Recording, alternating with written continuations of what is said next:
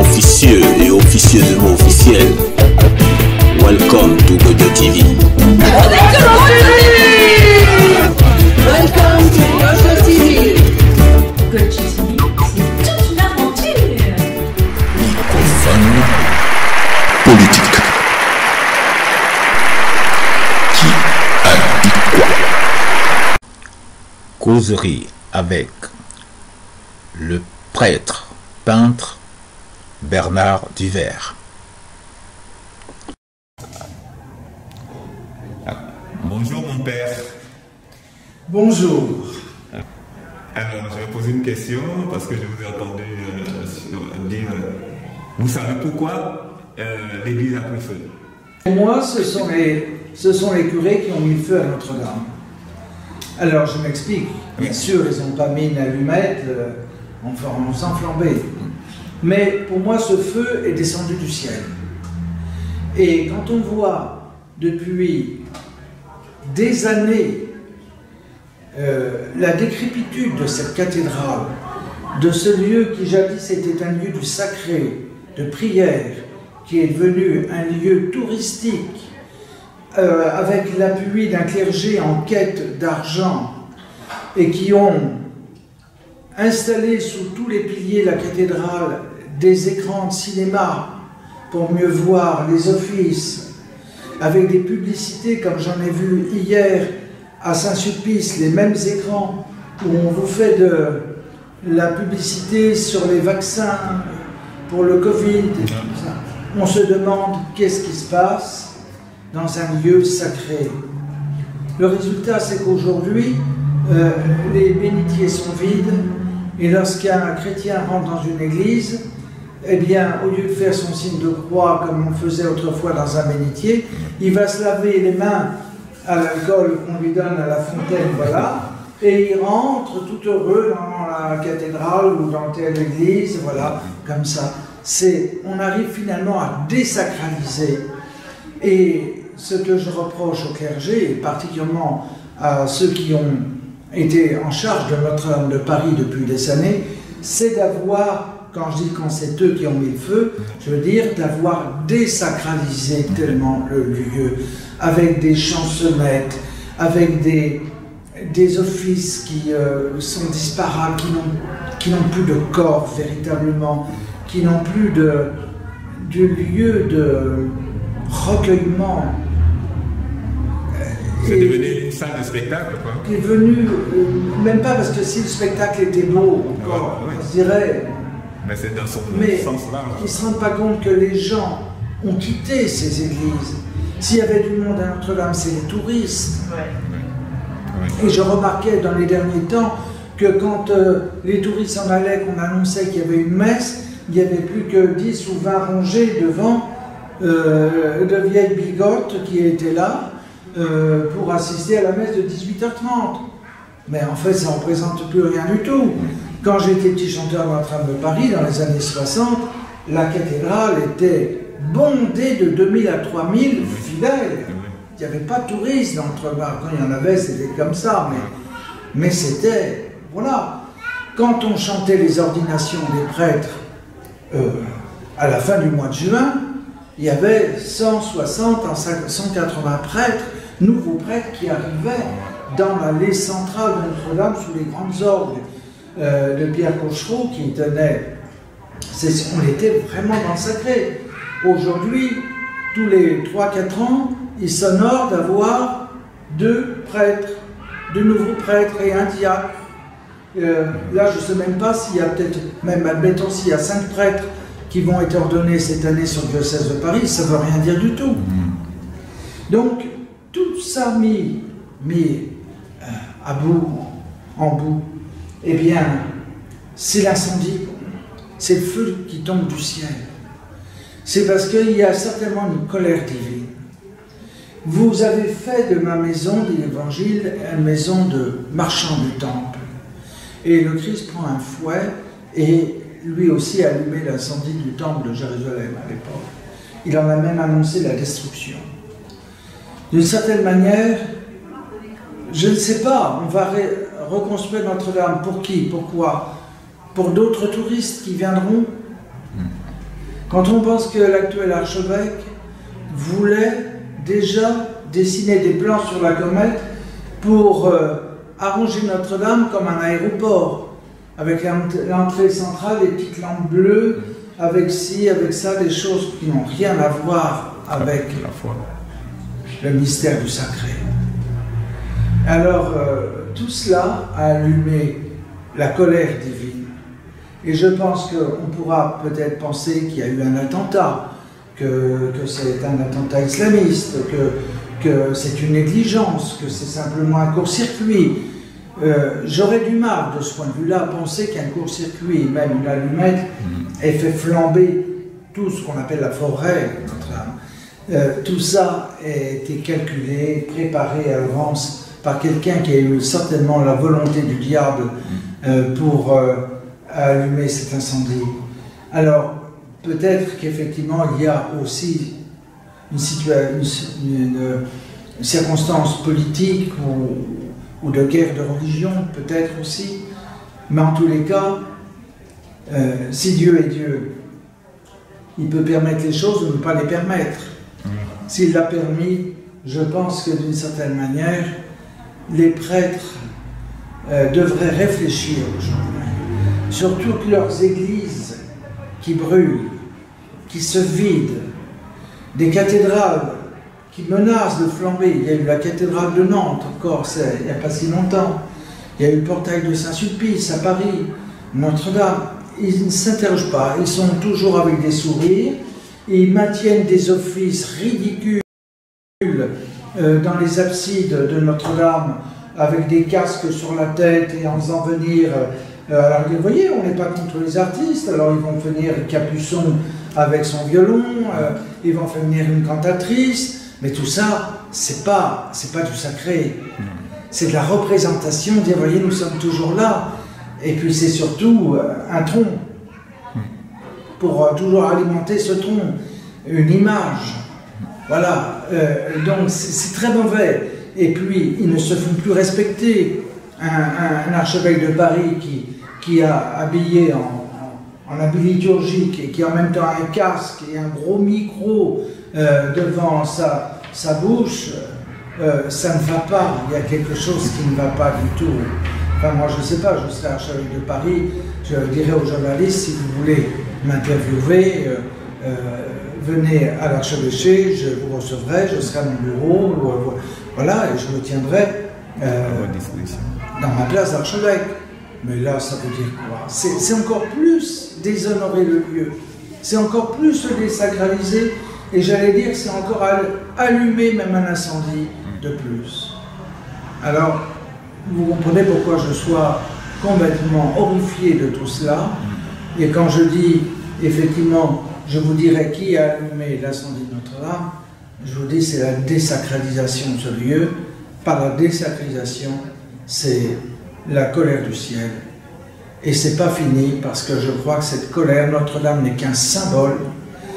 Vous voyez, un an après, il y a le Covid, et c'est pas fini. Et je crois qu'à travers Notre-Dame, qui était le centre de tous les kilomètres, le départ de tous les kilomètres de la planète, eh bien, ça va être toute la France et toute l'Europe qui va flamber. Comment? Le feu tombera du ciel, je ne sais comment. Mais je ne veux pas jouer Savonarole ou les faux prophètes, ou les prophètes de malheur, mais d'une certaine manière, les crises qui s'annoncent dans le monde à venir, qu'elles soient économiques ou sanitaires, n'annoncent rien de bon. Et quand j'ai vu flamber Notre-Dame, je me suis dit, oui, ça n'annonce rien de bon. Il va se passer des choses parce que devant ce monde horrifié à la télévision, d'ailleurs, qui ont vu ces images, on sentait qu'il y avait une détresse. Et par-delà Notre-Dame qui flambe, c'est la détresse du monde aujourd'hui. Est-ce qu'on ne peut pas dire que c'est la commercialisation de la foi qui amène tout ça? D'une certaine manière aussi, oui, bien sûr. Chaque fois qu'on vulgarise les choses, qu'on les commercialise, voyez comment, pour parler d'un sanctuaire comme Lourdes, On a tellement commercialisé le lieu qu'on a fini par le vider. Et on l'a complètement désacralisé. Et on est loin de la petite Bernadette devant la grotte de Massabielle. J'étais, moi, il y a 2 ans, je suis passé par là. C'est le vers de Victor Hugo, vous savez, crépuscule funèbre, ferme les yeux et vois. Il vaut mieux fermer les yeux. Voilà. Ok. ようこそゴーギョー TV へ Et voici nos perles de la rue. Michel Gaudin des Mers. Donc pour moi, Napoléon, c'est l'ennemi anonyme absolu. C'est-à-dire qu'il a fait, il a fait le copier-coller du code romain, ouais. Et nous sommes depuis sous le code romain. Et les politiques, c'est pas sa faute en soi. Je veux dire, il a été mis en avant par les cyniques. C'est-à-dire ceux qui ont coupé les têtes, tu vois, juste après la Révolution, enfin bref, ils ont coupé les têtes, ils ont récupéré les propriétés, ils ont mis Napoléon en avant, qui évidemment, lui c'était un petit caporal. Un petit caporal, là-bas, il s'est gonflé, et il est devenu l'empereur. Donc j'ai rien contre lui personnellement, mais il a fait le, non, c'est un excellent modiste en plus de ça. Quel costume, quel extraordinaire, ça, il a assuré, hein, je veux dire. Après, il a massacré, il a fait des guerres, il a rétabli l'esclavage, il a continué à perpétrer l'esclavage des femmes, des mères, etc., etc.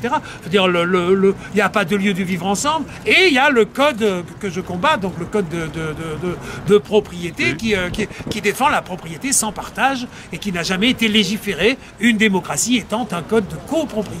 Donc on n'a jamais commencé la démocratie parce que la paresse de nos gouvernants, je veux dire, qui continuent sur l'inertie. Lui, il a travaillé, il y a eu un politique qui a bossé, qui a fait le copier-coller, donc, et depuis les politiques, ils continuent sur le code de propriété.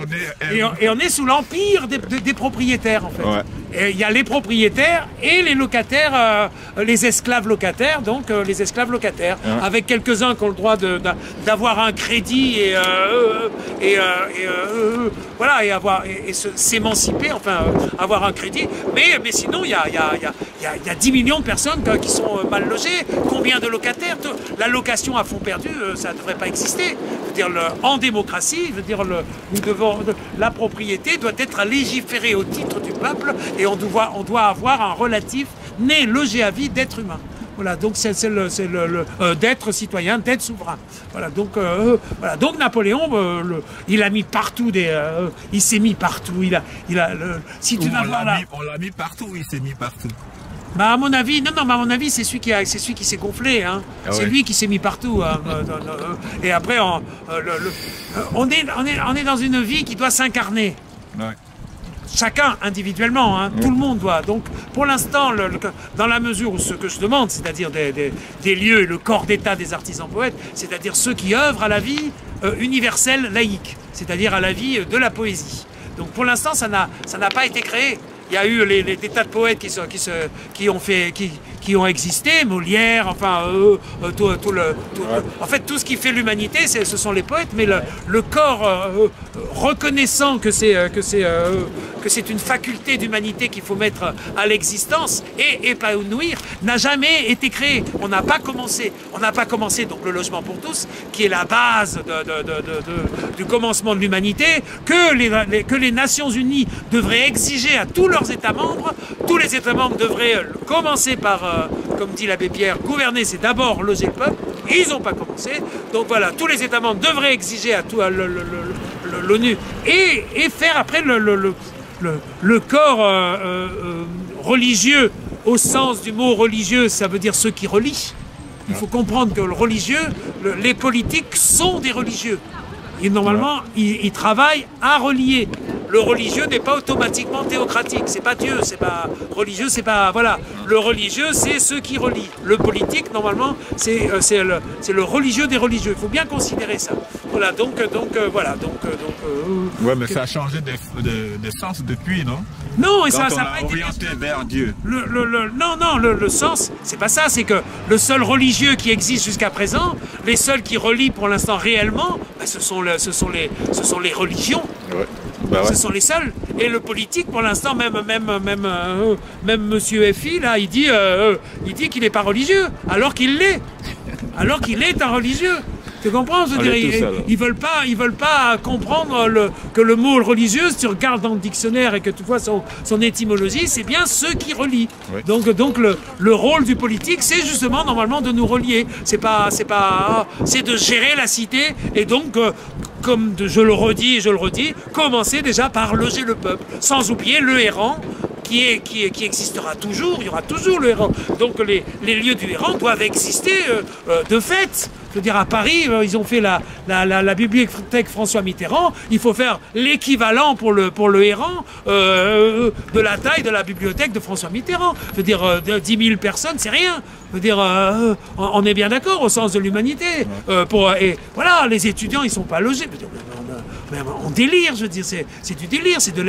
On est dans un système d'esclavage. Et donc, Napoléon, il est celui qui a perpétré la logique d'esclavage qui était instituée déjà par le Code romain. Nous sommes sous le Code romain et l'Empire contre-attaque.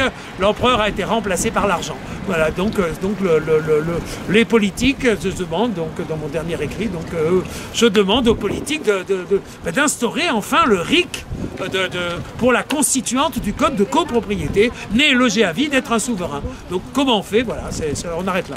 Merci, Michel Gaudin.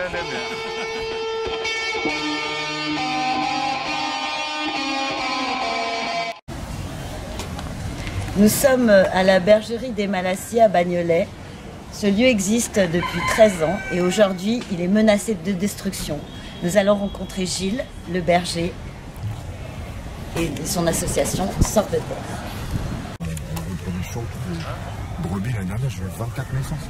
Là, il y en a eu 4.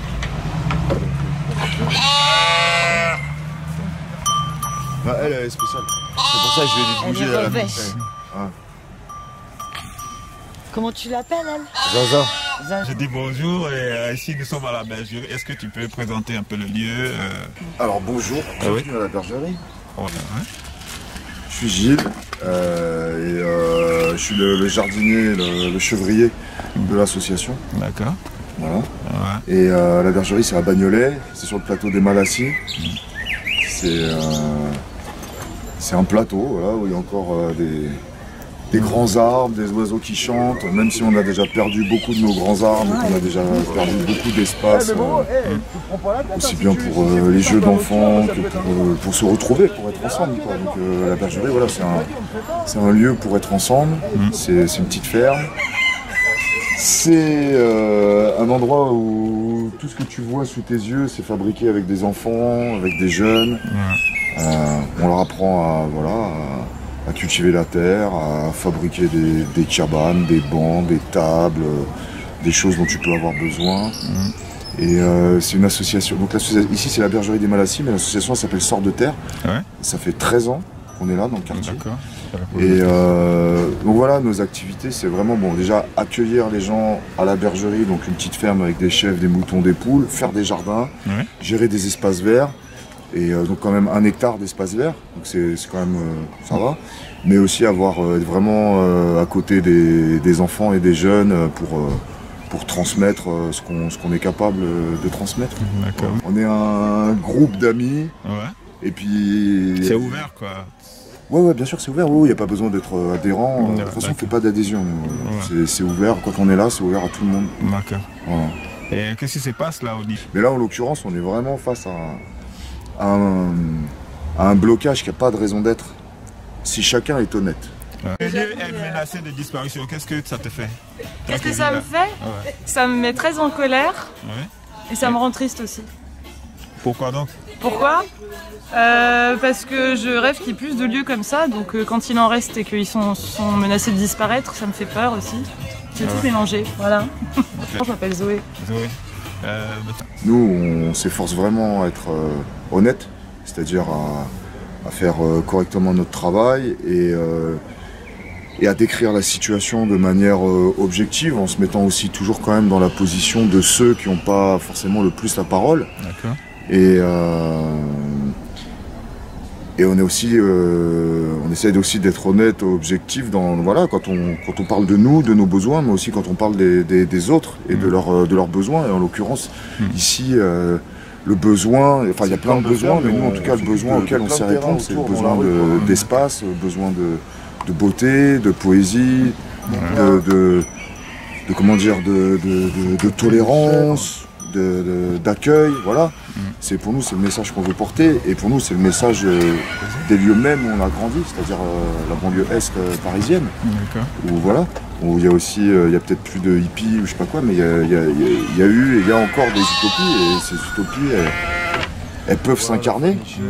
Et donc quand le problème c'est que certainement qu'on est cette indépendance on la revendique, et le problème c'est qu'on occupe de l'espace. C'est que pour faire des jardins, pour gérer des espaces verts, pour tout ça, il faut de l'espace. Et l'espace, il est politique. Et l'espace, aujourd'hui, il est politique et économique, parce que les terrains dans nos villes coûtent vraiment cher. Donc il y a une forte pression de la part des promoteurs immobiliers, mais aussi d'une certaine manière de l'État qui déroule des projets de rénovation urbaine qui sont vraiment des actes institutionnels insensibles. Et où il y a quand même une vraie violence, quoi. Donc il faut défendre la bergerie parce que c'est un écosystème, parce que ça fait une dizaine d'années que Gilles est ici, qu'avant il n'y avait rien, qu'il a créé en fait un espace naturel. Donc ça fait des années qu'on considère l'écologie marginale comme quelque chose d'invisible. Et en fait non, c'est lié, c'est-à-dire qu'il est arrivé dans un quartier populaire avec quelque chose de populaire.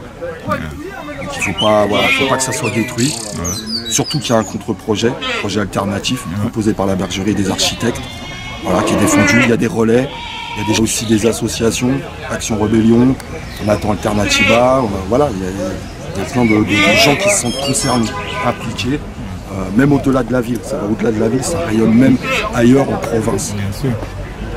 Moi c'est tout ce que j'ai à dire, mais... Ok, merci. Comment t'appelles? Jérémy. Merci Jérémy. Comment votre lieu va disparaître? Je sais pas. On reste en garde d'espoir. Bonjour. Pardon. De logements sociaux, ils sont... Voilà, quand arrive la rénovation urbaine, tout est chamboulé, quoi. Il y a des destructions, c'est ton quotidien, c'est tes paysages quotidiens qui sont détruits. Et en banlieue parisienne, voilà. Moi je dis toujours, on a aussi notre patrimoine naturel. C'est pas ça, Mehdi. C'est pas les Cévennes, c'est pas la Bretagne. Mais n'empêche, on a aussi besoin de ça. On a besoin d'espace, on a besoin d'arbres, on a besoin de plantes, d'animaux pour parce que ça fait partie de nous, quoi. L'humain. Et là, vous êtes menacé de fermer, en fait, c'est ça, de quitter les lieux. C'est ça le. Ouais, ça fait longtemps. Donc ce que vous voyez là, tout ça, c'est menacé d'être détruit. Après c'est une histoire qui dure depuis longtemps. Au départ ils voulaient construire 2 bâtiments de 7 étages en accès à la propriété, pas du logement social, résidentialisé, c'est-à-dire avec des grilles autour des espaces verts. Ces espaces verts où on jouait quand on était petit, ces espaces qui étaient ouverts et qui maintenant sont fermés. À l'heure où on te parle de nature en ville, d'agriculture urbaine, je sais pas trop quoi. Bref, t'es dans l'impossibilité d'avoir un contact avec la terre. Et ils devaient faire 2 bâtiments et une nouvelle école. Parce que nous, on est mariés avec une école maternelle, on partage tous les espaces avec elle, ça fait 10 ans qu'on est là, qu'on vit très bien avec l'école, avec le gardien, la gardienne, tout se passe bien. Et donc, il doit faire une nouvelle école, ouvrir de nouvelles classes, parce qu'il y a eu densification, et donc il y a plus d'enfants à scolariser. Et nous, on n'a jamais dit qu'il ne fallait pas ouvrir de nouvelles classes. Bien sûr que non, parce que la bergerie, c'est aussi une école. C'est complémentaire de l'école publique, tu vois. C'est aussi mais vraiment, il y a des petits, ils grandissent ici. Ils vont garder ça pour toujours en eux, quoi. Moi qui ai grandi à la campagne avec des poules, des moutons, des pigeons, des tourterelles, quand on est là, on entend encore chanter le coq, les brebis, tout ce qu'il y a qui... C'est la vie, quoi, les oiseaux qui chantent. Et puis j'ai vu évoluer le lieu. Entre la fosse là, remplie d'herbe, où après on a eu la bergerie, les différents ateliers, les différents spots qu'il y a sur le coin. Ça représente un endroit essentiel. C'est toute une vie. Ouais. Je sais, par exemple là, c'est bientôt la période pour récolter les fruits. Je sais que là, je vais pouvoir les trouver là.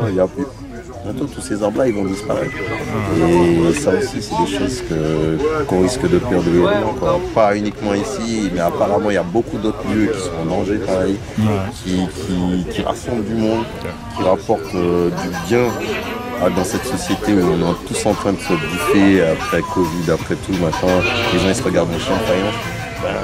Là on a besoin de choses comme ça et c'est en train de disparaître pour remplacé par le béton. Ok, merci. Et pour les gens du quartier, pour les enfants, pour le vivre ensemble, c'est une décision qui est prise unilatéralement de la part de la mairie, du maire, sans concertation, d'après tout ce que j'ai entendu. Et parce qu'il faudrait qu'ils se déplacent, qu'ils viennent ici, qu'ils voient de ses propres yeux que c'est un véritable lieu d'échange intergénérationnel, avec des gens différents, de catégories sociales différentes. Et ces lieux-là, il faut les préserver pour le vivre ensemble, comme je te disais. Parce que aujourd'hui, avec la densification de la ville, avec la construction des nouveaux bâtiments et tout, les gens surtout avec les nouvelles populations, les gens ne sont pas forcément amenés à se connaître, et grâce à cet endroit, c'est cet endroit qui fait qu'aujourd'hui, ça représente un lieu d'échange. Merci. Non mais c'est pas possible qu'ils disparaissent. Il peut pas disparaître, la bergerie, c'est la bergerie, c'est tellement fort ce qui se passe ici. Tout le monde kiffe ce lieu. On se battra, mais elle disparaîtra pas, c'est sûr. C'est tout ce que j'ai à dire. Et toi, je m'appelle Hélène. Hélène, merci. Je pense encore quand même beaucoup à mon enfance, à ma jeunesse, ici, pour le coup. Et je me souviens de nos... moi, j'ai grandi dans la culture hip-hop, dans cet esprit-là. On avait affaire quelque part, il y avait le racisme, quoi, voilà, l'autre, enfin tu vois la question de l'autre. Ouais, l'étranger connu. Et donc il y avait le racisme, et on se battait contre le racisme. Et non seulement on se battait contre le racisme, mais à travers notre vie, nos amitiés, nos trucs, ça veut dire vraiment on le vivait, quoi. C'était ça, on était heureux de rencontrer l'autre, tu vois, toujours. Et mais aujourd'hui, l'autre ou l'étranger à défendre, ça reste toujours les mêmes, tous ceux qu'on doit et qu'on se doit d'accueillir sur n'importe quelle terre. Celui qui arrive, d'abord on l'accueille, quoi. D'abord on l'accueille avant d'en avoir peur, avant de dire des choses fausses pour le réduire d'une certaine manière à une espèce d'ennemi. Non.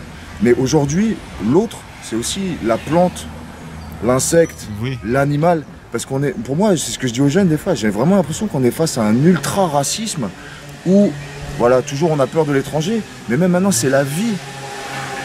Le végétal parce qu'il est différent, l'animal parce qu'il est différent, l'insecte parce qu'il est différent ou parce qu'on le considère inférieur, comme on a considéré d'autres hommes inférieurs.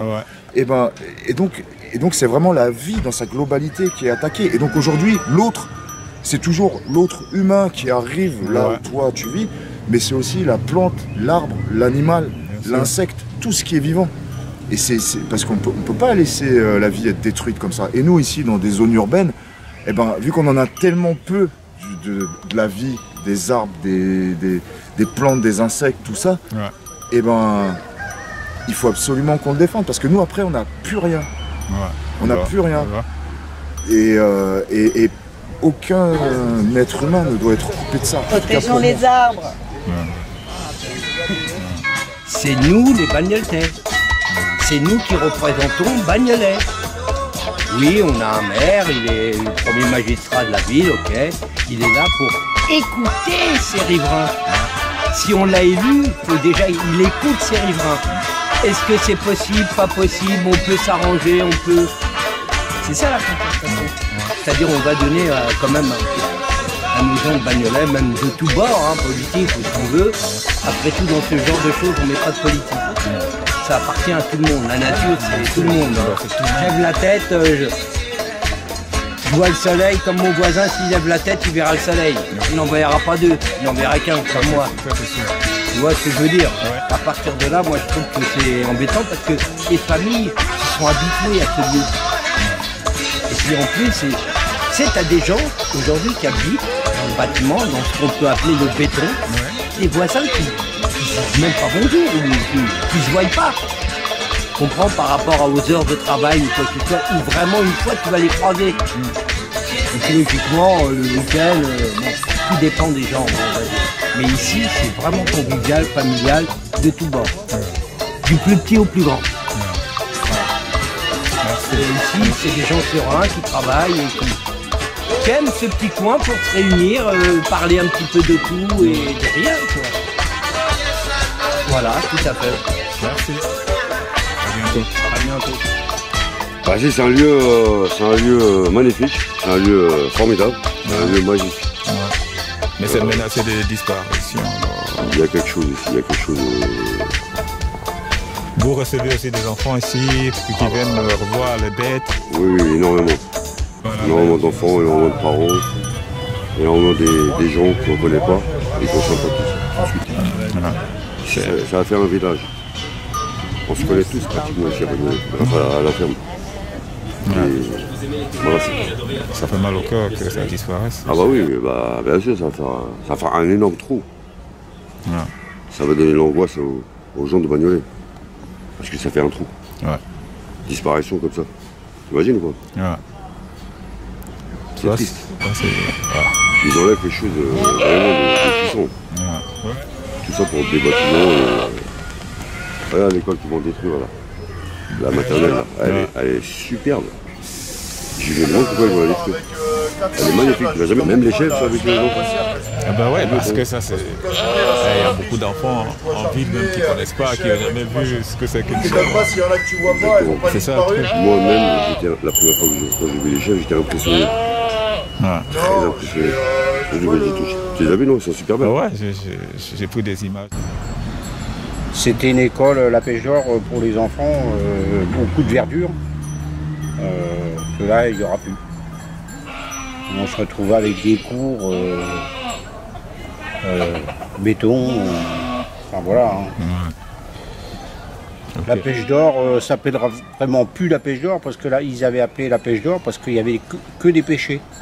Après, bon, ils parlent d'écologie. Ils enlèvent de l'écologie là. Donc, mais bon, on est bien obligé de. Donc Gilles, ben, je le connais depuis longtemps. Et avant de venir avec ses chèvres, il faisait les centres de loisirs. Voilà. Sonia. Et Maya. Et Maya. Voilà. Magnifique. Que du bonheur. Bonne soirée. Merci. Allez, bonne soirée à vous. Au revoir. Au revoir. Là, c'est parti. Tu sais, les destructions, on en a marre. Parce que moi, je viens d'une cité qui était là, justement. Ça s'appelait la rue Blanqui. On était, tu vois, c'était comme un village, c'était familial, il a fallu qu'il la casse. Gilles, il venait déjà avec ses chèvres dans l'ancienne cité. Et en fait, il nous connaît, tu vois, il sait d'où qu'on vient, il sait ce qu'on a fait. Et aujourd'hui, tu vois, c'est pour ça qu'on est là, pour le défendre. Parce qu'avoir un petit coin à Bagnolet, naturel, que les enfants peuvent venir, les gens peuvent venir de tout horizon. Donc, tu vois, quand tu tournes la tête, tu vois tout le monde. Tu vois, il n'y a pas de différence. En plus, il ramène quand même quelque chose avec un plan. Je veux dire, pour sauver la bergerie, il vient pas comme ça en disant oui, je veux sauver ma bergerie, on s'en fout du reste. Non, ils ont fait un plan, il y a des architectes, ils ont fait une belle école. C'est naturel, pas que du béton. C'est exactement ce qu'il faut pour nos enfants de Bagnolet. Parce qu'en vérité, le béton, on en mange toute l'année. Hein? Toute l'année. Hein? On mange du béton, on chie du béton, on est tout en béton. Hein? Même nos visages, ils deviennent gris. Pourtant, je suis mat comme toi. Tu vois? À force, on est gris. Tu vois? Et ce petit monsieur Gilles, en fait, il amène le vert. Tu vois? Et le vert, c'est la couleur de l'espoir. Et pour finir, qu'est-ce que je pourrais te dire? C'est peut-être ça, regarde. Qu'est-ce que je pourrais te dire à part que les gens sont dans la merde? Je vois défiler des problèmes et des emmerdes. Tous les jours, j'attends des choses qui n'aboutissent pas, comme si le sort s'achargeait sur moi. Il y a de quoi perdre la foi. En qui? En quoi? En ce monde en qui je ne crois pas, mais pas le droit de baisser les bras. Frère. Merci. JJ Bandito. Oh, c'est mon nom, c'était mon nom de scène. Hein? Les nomades. Ouais, Gérard Roséo. Ok, merci Gérard. Tu vois, là, tu vois l'école. Et là, toutes les chefs viennent parce que quand on sort, je sors par là. Ah ouais, d'accord. Et quand que vous allez sortir?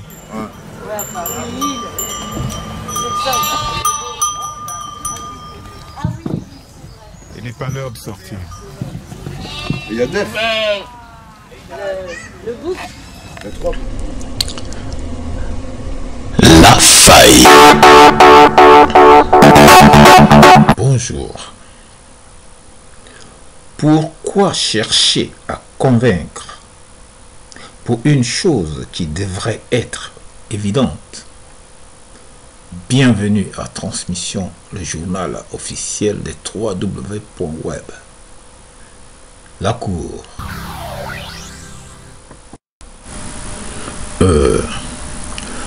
Le mensonge, il s'entretient. Il a besoin d'être soutenu pour continuer à vivre. Or, la vérité, même oubliée, reste toujours présente. D'accord. Mentir, c'est donc s'emprisonner soi-même. À bientôt pour une autre idée. Au revoir.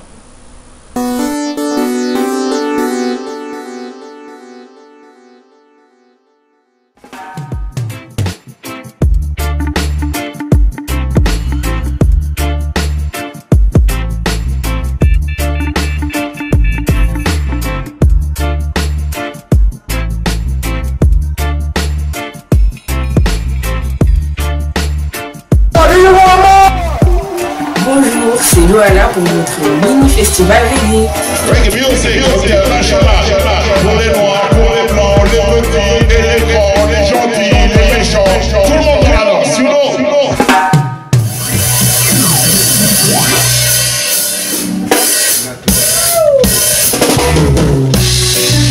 Hey, now let the skies open, the skies are trying to tell you.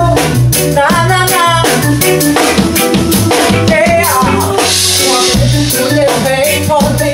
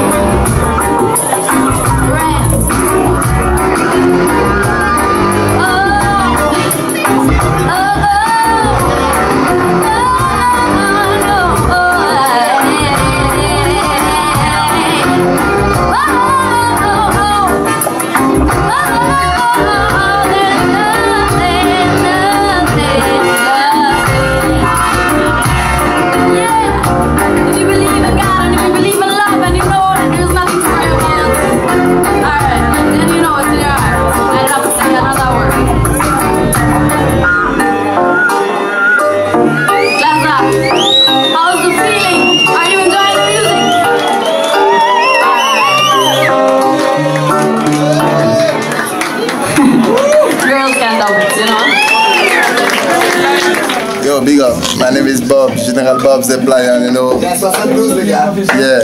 this is my man, with my son. Big up. Big up.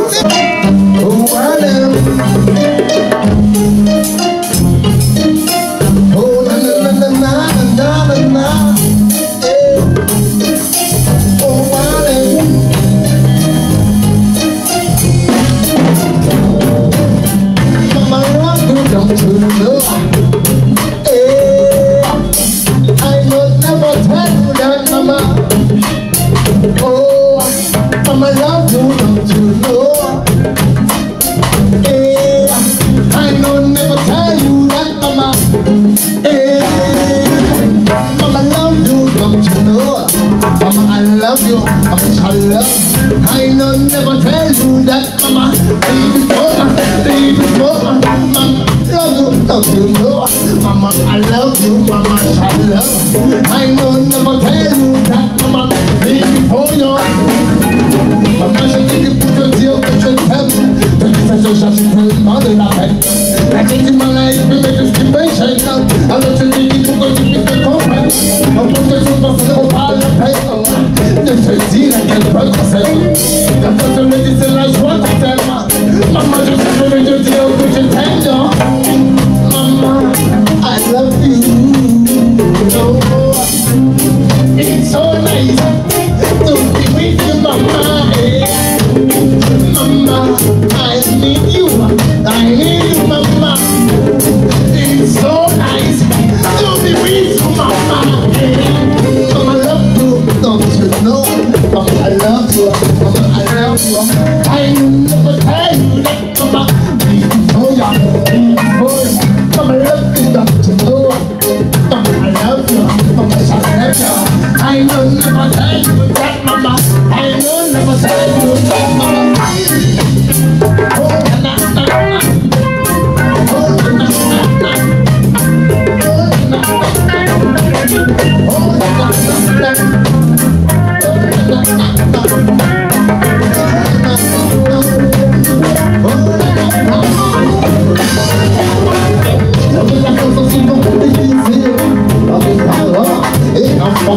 Avant cela ne sera plus facile de tenir derrière nos souvenirs. Pour parler on dit comme ça, on va dans se cacher derrière nos silences. Et nos fierté de vos l'absurdité. On finira par se cacher pour pleurer. On se mentionne ensemble au temps. On se cache derrière des ressemblances. On se tellement du mal à se comprendre que j'ai l'impression qu'on ne parle pas la même langue. Un peu d'ignorer. On finira par s'oublier à la langue. Mama, I love you. Oh, it's so nice. Oh, mama, love you. Mama, I need you. Oh, yes, it's so nice. It's so nice to be with you, mama. Mama, love you. Don't you know? Mama, I love you. Yeah, I will never tell you that. Oh yeah, mama, I love you, don't you know? Mama, I love you, mama, I love. I know never tell you that, mama. I know never tell you that, mama.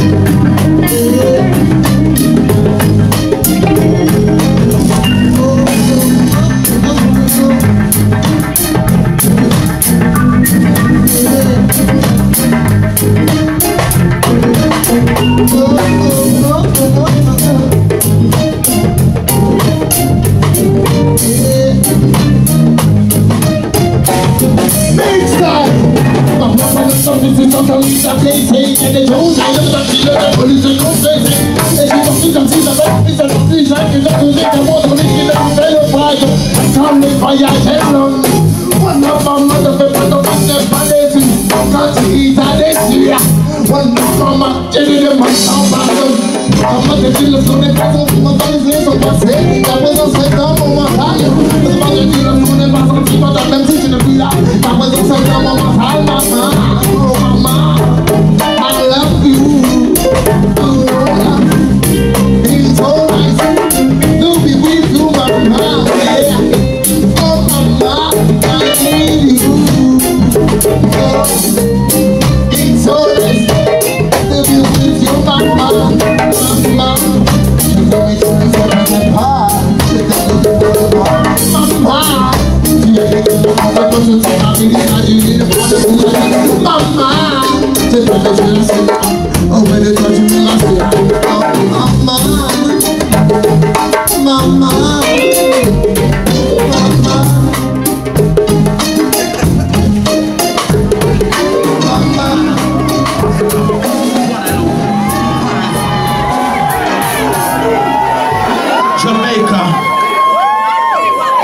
gotta say, Martinique. One alone!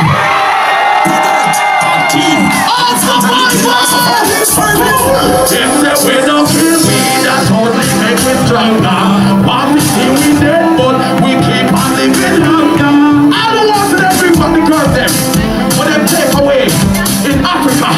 One of y'all in the ear, so one of them put a thing that I am a survivor.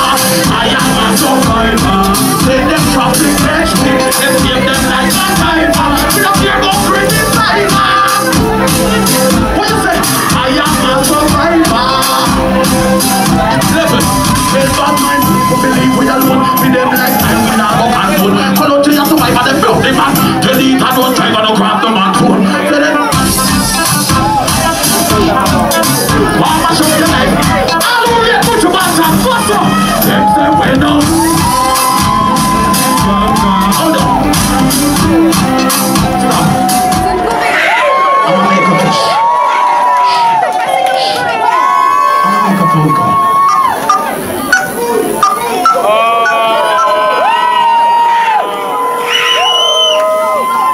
Make him ring one more time, please.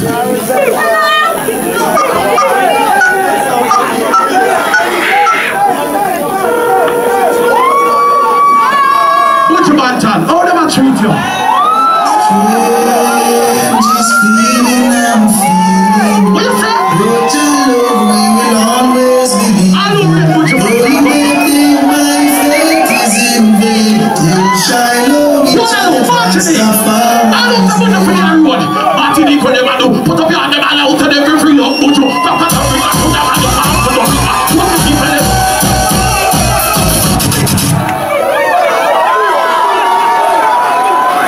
What do I know? Caribbean people, energy and love enough. Africa, everybody do like this. Dance all night again. Everybody from Guadeloupe, Martinique, people. If you come from Paris and France and Europe, what do you feel? Come on, no fighting. Everybody on the dance floor. Sit down and fucking clear. Dancing at Jamaica, little there. See that they go on. Come on, immigration, I call out your name. Everybody take one signal.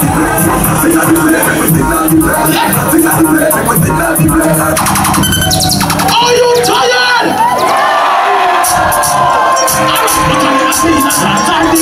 I see dogs. Everybody on the dance floor. What everybody? Everybody know. With the band, I know we feel for band. Come on, with the pound. Everybody over there, so. What did I say? No. He goes to the side of the road. In the river. Martinique. What a don't give up, we go down the club. Like Tamara, we go down the club. You see pretty young cat in your lap. You never run now, you never run, yeah. You never run, we have the girl that have fun. You never run. Everybody in the middle, sing like the plane. I see dogs. Come on, I see dogs. But I don't wanna parachute up, everybody. Oh, la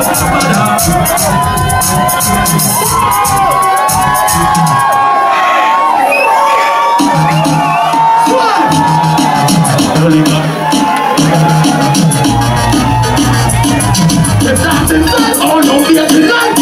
When I look coming to them, into the nothing. Swing to the right. If that's inside, all your fear tonight. Martinique, yeah, coming to them, into the nothing. What you say? Everybody.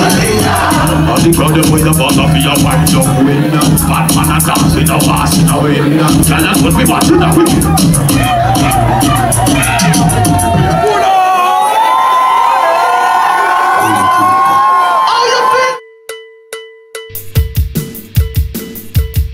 À bientôt sur Gojo TV.